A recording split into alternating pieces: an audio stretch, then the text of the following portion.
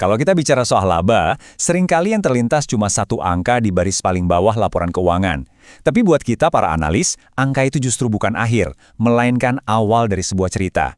Hari ini, kita akan coba bedah cerita itu, kita bongkar lapis demi lapis, untuk benar-benar paham apa sih yang terjadi di dalam sebuah perusahaan. Nah, ini dia peta perjalanan kita. Kita akan mulai dari yang paling akhir, yaitu laba bersih. Lalu kita akan mundur ke atas, mengupas laba operasi dan laba kotor. Kita juga akan lihat komponen-komponen di luar bisnis inti. Dan terakhir, kita rangkai semuanya, biar kita bisa membaca cerita keuangan perusahaan secara utuh. Oke, kita mulai ya. Coba lihat diagram ini. Anggap saja ini seperti peta harta karun keuangan sebuah perusahaan. Setiap cabang dan setiap baris itu adalah petunjuk yang membawa kita makin dekat untuk memahami strategi dan kesehatan bisnis mereka. Yuk kita telusuri bareng-bareng. Bagian pertama, laba bersih. Nah, ini dia angka yang biasanya jadi headline, angka yang paling sering ditanya dan dibicarakan semua orang. Jadi, laba bersih itu gampangnya keuntungan paling final setelah semua pengeluaran, pajak, bunga utang, semuanya sudah dipotong. Inilah skor akhirnya. Tapi bagi kita sebagai analis, pertanyaan yang lebih penting bukanlah berapa angkanya, tapi bagaimana ceritanya angka ini bisa muncul. Sekarang dari skor akhir tadi, kita coba bedah mesinnya. Kita masuk ke jantungnya, yaitu laba operasi.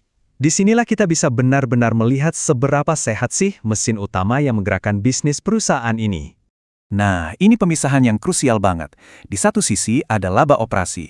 Ini murni keuntungan dari kegiatan jualan mereka sehari-hari, ini cerminan kesehatan inti bisnisnya. Di sisi lain ada pendapatan non-operasi, ini datangnya dari luar bisnis utama. Misalnya untung dari investasi. Bagi seorang analis, bisa memisahkan dua hal ini adalah langkah pertama yang paling fundamental. Laba operasi itu mengukur profitabilitas murni dari bisnis inti mereka sebelum kita ikut menghitung bunga dan pajak. Kenapa ini krusial? Karena angka ini menunjukkan seberapa efisien mereka menjalankan bisnisnya, terlepas dari bagaimana mereka mengatur utang atau strategi pajaknya. Cara hitungnya juga relatif sederhana. Kita ambil laba kotor, lalu kurangi semua beban operasi. Hasilnya, itulah laba operasi. Angka ini jadi semacam jembatan penting yang menghubungkan efisiensi produksi di laba kotor dengan hasil akhir nanti di laba bersih. Jadi, kenapa sih seorang analis seringkali lebih percaya pada angka ini ketimbang laba bersih? Jawabannya simpel. Karena ini adalah cerminan performa bisnis yang paling jujur, yang paling murni, tanpa gangguan dari pos-pos lain. Oke, dari laba operasi kita mundur lagi satu langkah ke atas. Kita lihat fondasinya sekarang. Kita masuk ke bagian 3, laba kotor. Disinilah kita bicara soal efisiensi produksi.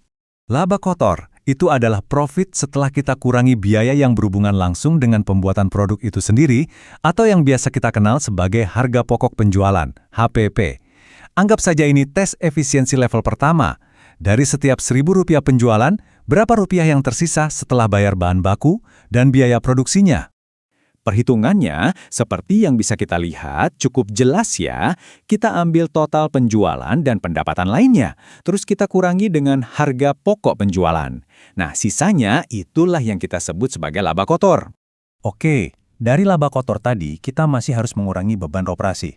Ingat, ini bukan biaya produksi ya, tapi biaya untuk menjalankan bisnisnya.